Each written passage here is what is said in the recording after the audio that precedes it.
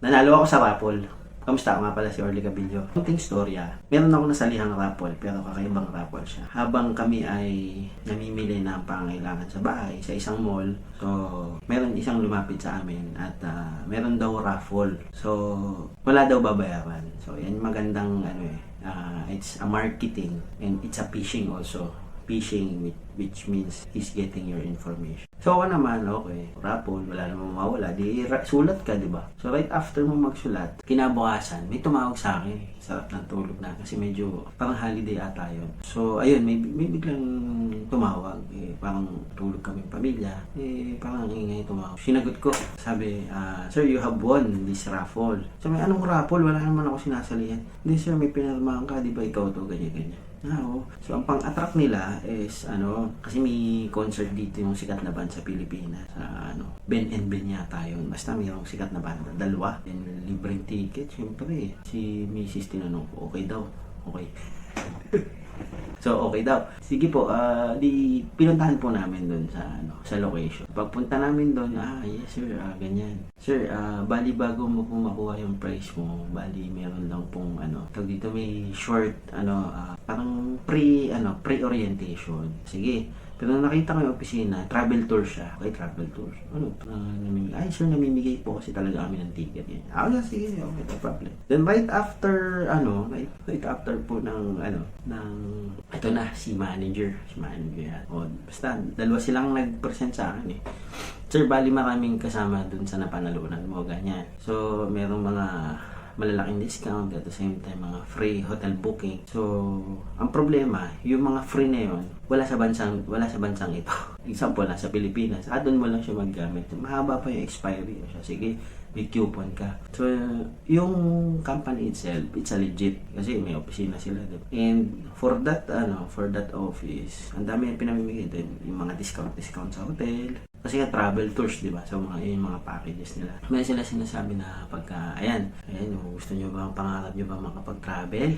Ayan yung mga pumapasok na dyan. So, dinadaan na tayo sa marketing. So, ganyan-ganyan. Ang dami nilang in-explain sa actually, nung nagpe-present sila, hindi naman na ako interesado. So, hindi ko na masyadong inintindi yung presentation or yung mga detalye nung nila. So, to cut the story short, yung pinakahuli na sinasabi, sir, ma-avail mo lahat ng ito kung ikaw ay magpapa-member sa amin, which is gantong halaga. So, mayroong kategory, parang first level, second level, third level. Sabi ko, okay, strategy lang pala yung parang kinuha na mo lang information para i-marketing mo ng ganito.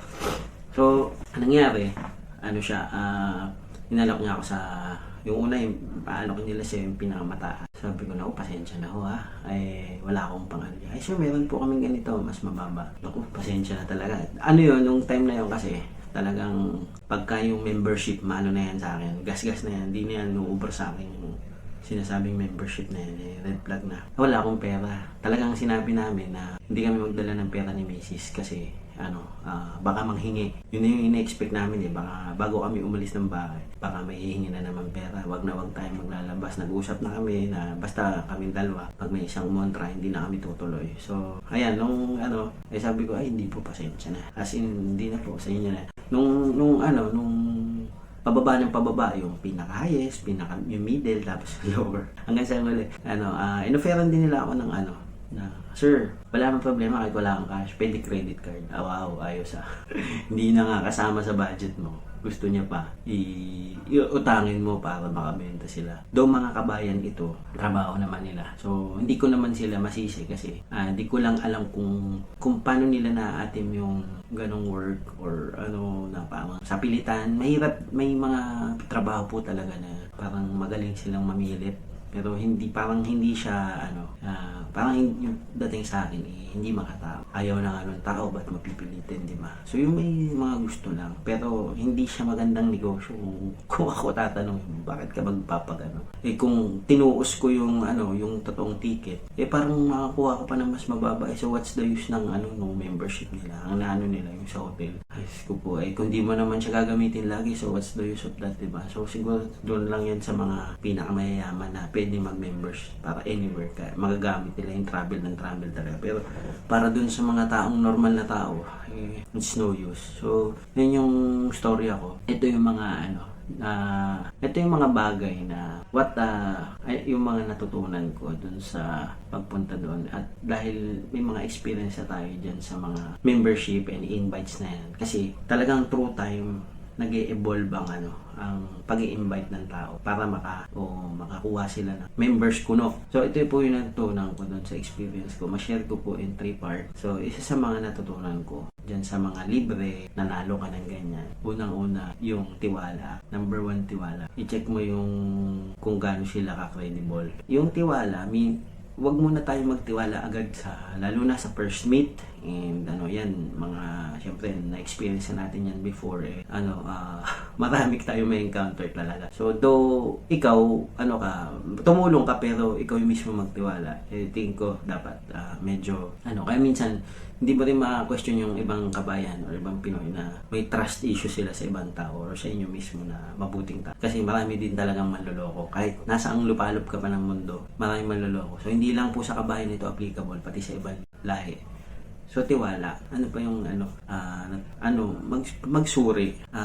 Magsuri ka. Kailangan sa lahat ng bagay na gusto mong gawin or dahil na-attract ka lang, suriin mo munang mabuti. Hindi dahil libre ito, hindi dahil binigay sa'yo ng libre. Suriin mo pa rin kung para saan ito, ano bang mabe-benefit mo dito. Meron kasi mga bagay na libre, pero hindi mo naman siya nagagamit. Hindi mo rin siya nabe-benefit. So, it's a very useless na So, maaari, sabihin nyo, bigyan nyo na lang po sa mas kailangan. Mas maganda yun. So, why they are giving it free for those people na hindi naman nila kailangan. So, suriin natin yung huling-huli, yung decision making. Pag tayo magdidesisyon, lalo na pag may perang involved, siguro, think 20 times. Kung ikaw lang mag-isa, wala kang kasama. Think 20 times or 100 times if you can. Think twice bakit mo kailangan to, bakit.